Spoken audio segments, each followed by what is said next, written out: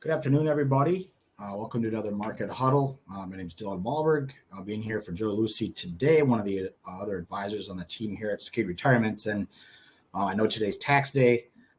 So today's where we're going to start looking at, instead of looking backwards with tax prep, look forward as far as how do we start planning on your tax return, not just year to year, but over your retirement.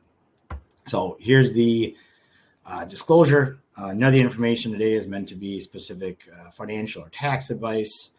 Any of that you should, meet with your advisor here, or if you have your CPA, whatever other professionals that you work with. So what we're going to be covering today, three things. One, we're going to start in just looking at how do we run through a tax return when we're looking and planning with families. We're talking about charitable gifting is something that sometimes we see a lot of opportunities around to maybe gift a little bit differently. And then we'll end with Social Security and how Social Security is taxed. So first, when we're looking at the tax return, typically there's going to be the first 8 lines or so is really where all the income ends up coming into play. That first line again is if you're working, you got that W-2. It goes on that first line with wages. The second line is where you'll see some interest, a lot less interest that we're seeing coming through more recently with the interest rates being where they're at. Any dividends you get the 1099s for on line 3 there. 4, any money you're taking out of the retirement account is going to go there. And then if you have a pension, if there's any annuities that you're collecting, as on line 5. And then the Social Security benefits, line 6 is something we're going to come back to. And all that gets added up, and you go down here, you get your gross income. You end up taking your standard or itemized deduction, which brings you down to your taxable income, which is ultimately the income that you pay tax on. So we take the taxable income and we look at what are the tax rates. And so the first thing we have to look at is we have a marginal tax system. So if we're in, say, the 22% tax bracket, it doesn't necessarily mean all your income is being taxed at 22%. If we're looking at the single tax filer here, only the first $9,990 is taxed at 10%. Then roughly the next 30,000 or so gets taxed at 12, and then it goes on the scale. So understanding the difference of where's your marginal tax rate, which is where your income sits, and then what your actual effective tax rate ends up being is your tax bill basically divided by your income, which typically is going to be lower than your marginal rate is going to be higher than your effective rate, typically speaking. So, and this isn't accounting any state tax. Here in Minnesota, we get to pay a little bit more than some other places. So that ends up working off your federal gross income as well. So we look at those deductions. The first thing that I have to look at is we know that there's a standard deduction, if we're just talking married filing joint, of about $27,800 that everybody gets, regardless of how much or how little they have for deductions. So in this example, just looking at where you're looking at, right? You have your medical expenses on top. It's limited to 7.5% of your AGI.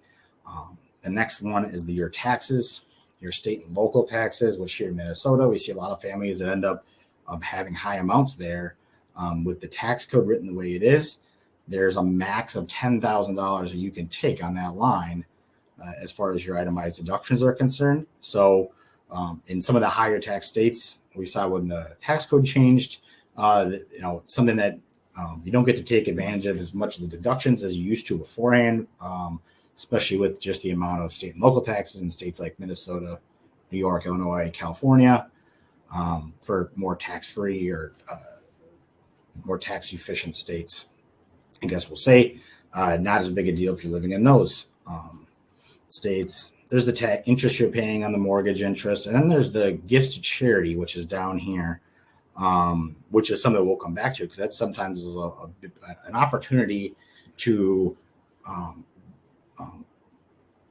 really look at saving a few $1,000s year over year, where a lot of families are missing some ways to give efficiently there. So the first thing we're going to look at is if you're charitably inclined, does a qualified charitable distribution make sense for you to do, or a QCD? Now, the first thing with this is you're going to have to be 70 and a half to be eligible. That's not necessarily the year you turn 70 and a half, but you have to be actually 70 years, 6 months to qualify in order to do this. And what a QCD, or a qualified charitable distribution, allows you to do is give a gift directly from your retirement account to a charity. Now, when that happens, the money comes out of the IRA. You don't have to claim it on your tax return. Now, you don't get a deduction for it necessarily on the Schedule A, which I'll show you here in a second. But it keeps that gift off the tax return. Therefore, you're not paying tax on that money. And because it's a qualified charity, they aren't going to pay tax on the distribution as well.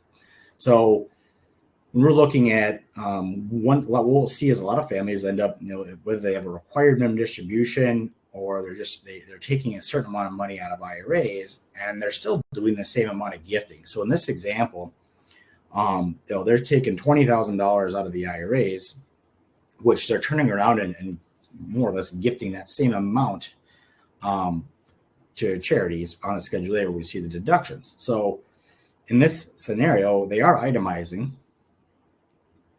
They have $30,000 of deductions, but we do know that the standard deduction is $27,800. So even though they're giving away $20,000 at charity, they're only getting a deduction of about $2,200 of that $20,000 deduction. So overall, in this scenario, they've given the same gift. They're paying a total tax bill of $14,597. So if we were to use the qualified charitable distribution strategy, we would see that $20,000 is still coming out of the IRA in this case, but it's labeled as a QCD, so it doesn't go on there as taxable. You've given the same gift to the charity or charities of your choice. You are now taking a standard deduction, as you see, this $27,800. But really, you only lost $2,200 of a deduction, and you kept $20,000 off your tax return. Ultimately, that overall tax savings that you get by that strategy ends up being around $4,000, or a little bit underneath. So it's something that can be a very good strategy. And with qualified charitable distributions, you don't have to do, all of, say, your required minimum distribution. You can do some of it. Again, you can even do a qualified charitable distribution before you even reach RMD age, which is 72. Another gifting strategy that we see is, and we'll kind of maintain the same example as we go here, is looking at maybe grouping up our gifts that we're doing. Right, in this scenario, a couple of here is giving $20,000 a year to charity. Yeah, they're itemizing, right? They have this $30,000 that they're itemizing, but they're only getting a $2,200 actual deduction for the $20,000 gift that they're getting. Right? So one of the strategies that we look at is, if we know we're giving $20,000 away to whether it's the church or the Humane Society, whatever cause is important to you.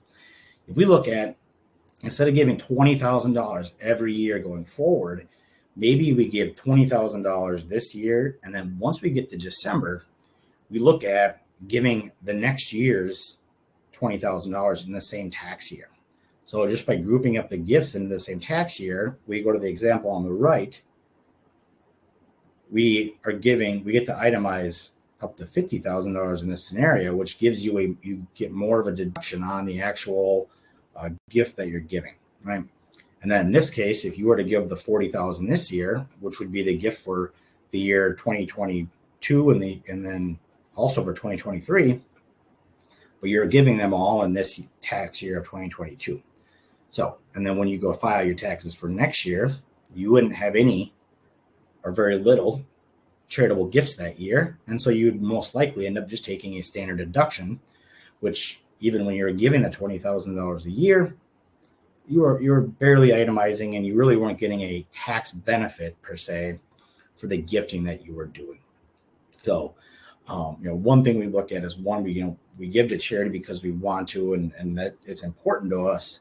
But the second thing is if we can put a strategy in place to where we're giving the same amount, but we can get a actual little better tax benefit for you, the person giving the gifts. We're going to try and put those strategies together. And it's something that the advisors here at QCD Retirements work with the families we work with. And if it's something that you'd be interested in, having a review of your return, if there's any gifting strategies, your tax planning strategies you want to look at, there'll be an offer here at the end to schedule an appointment, or we'll have our information as well. So another option in here, as far as we're gifting, is sometimes we see families that have some highly appreciated assets. Maybe it's some stocks or mutual funds. And instead of you selling those positions to gift the cash, an option is to actually give those highly appreciated assets directly to the charities as well. That way they can sell them. They don't have to pay the capital gains on them.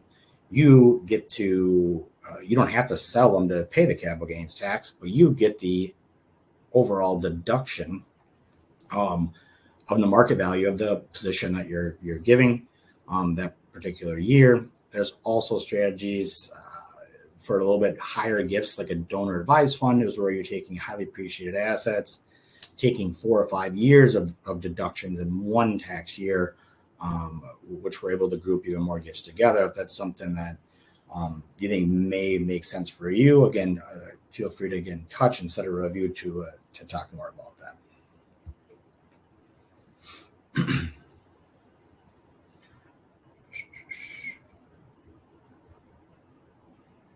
Just looking at the questions here. Cliff, looking at the $20,000 be counted towards a Medicare premium. If that's the QCD that isn't on your return, it wouldn't be counted towards your AGI, which your Medicare premiums would be based on. So it does stay off the tax return for Medicare purposes as well. So, all right. Moving on, looking at Social Security, and one thing that we have very tax-focused practice here at QCD Retirements, and one of the reasons why we feel so strongly about Social Security planning is the Kurt, 70.5 to do the QCD. Just to answer your question on that, 70.5. Again, not the year you turn 70.5, but actually the age of 70.5 to do the qualified charitable distribution. So back to the Social Security.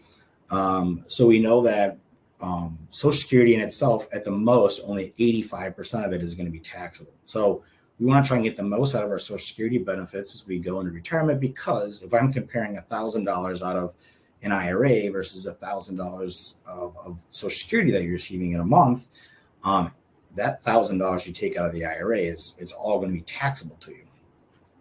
When I look at $1,000 from Social Security, I know that at the most, only 85% of it is going to be taxable to me, or $850 of that $1,000. So it's a more tax efficient source of income. And we also know that if Social Security was your only source of income that you had, none of it would be taxable to you, and you probably wouldn't even need to file a tax return anymore. So in this scenario is where we're just showing a family, they've got $60,000 of Social Security they're collecting between husband and wife. One of them has a pension of about $15,000 a year. So one thing you'll see is that the $15,000 pension is actually creating about $6,000 or $6,000 to $7,000 of that Social Security to be taxed. So when we add those two numbers together, we get a gross income of $22,000 roughly. We just talked about deductions. We know that we at very least get a standard deduction, which is going to take away all that gross income, and we end up with a zero taxable income and a zero tax bill. Now, this is ultimately what we're trying to get to when we're looking at long-term retirement income planning, is how can we have a income source that's going to last you a lifetime, and how are we going to make sure it's as tax efficient as possible. So I'm looking at zero taxable income on a $75,000 gross income that you're actually receiving and not owing any tax on it. That's the tax efficiency that we're shooting for. So now what we do see a lot is that this is a family that's done good planning. They maximize their Social Security, they have a little bit of pension, everything, their lifestyle, everything's taken care of for them.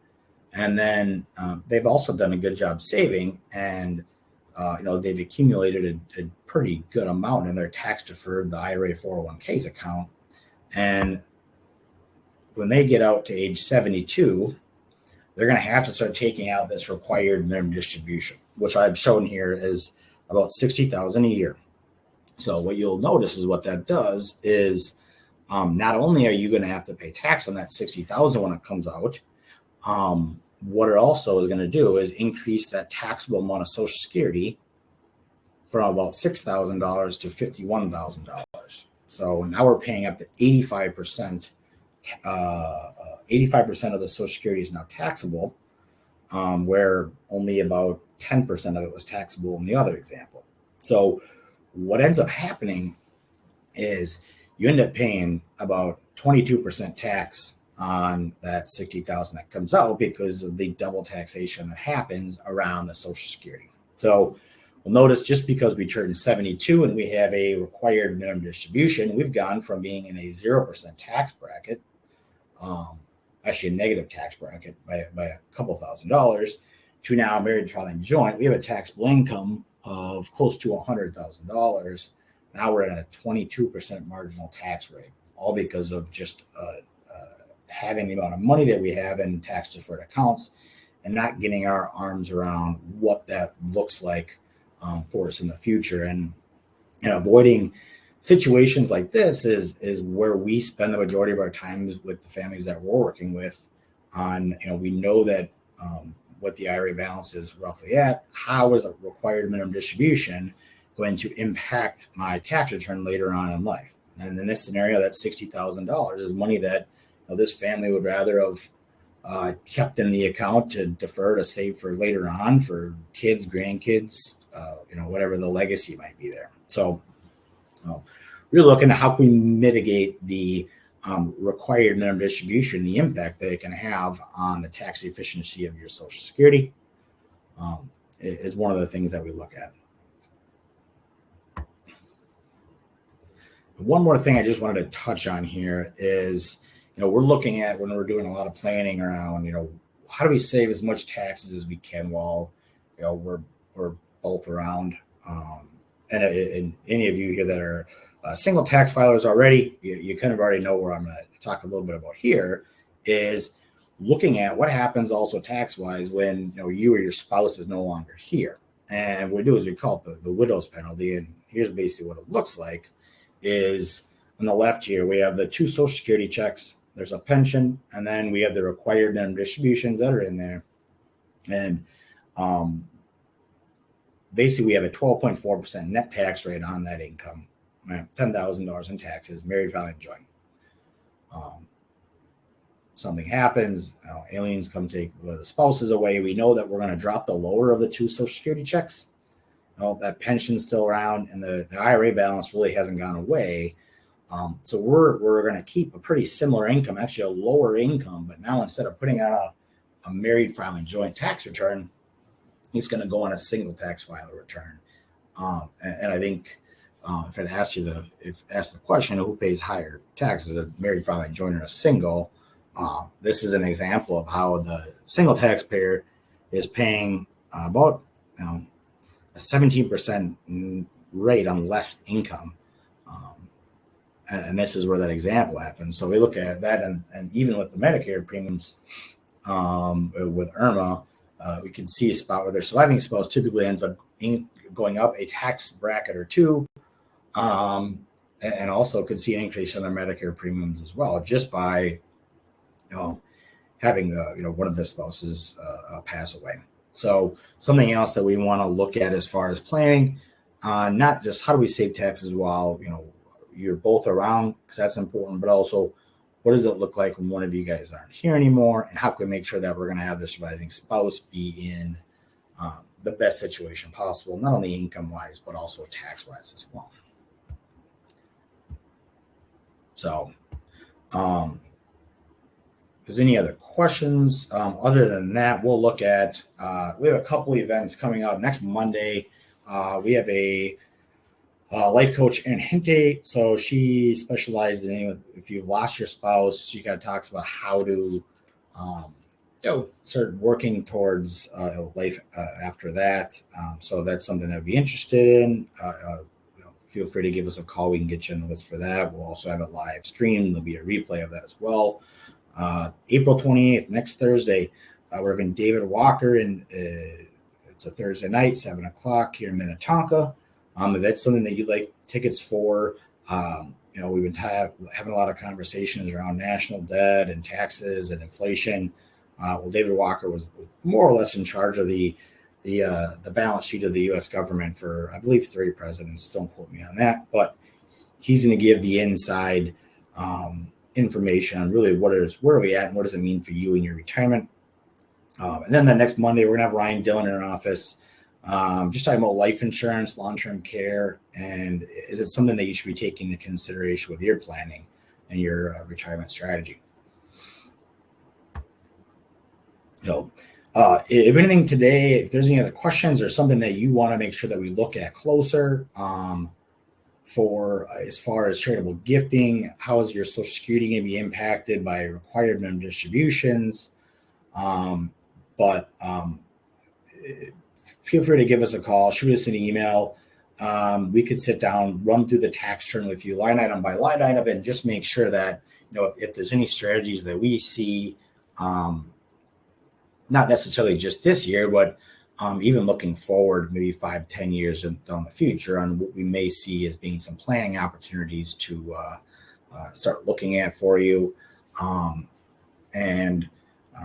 John, I guess any last second advice is really, we're looking at 2 things as far as tax are concerned. There's the tax prep, which has just been, we're just getting wrapped up here today. Hopefully everyone's got the checks in the mail.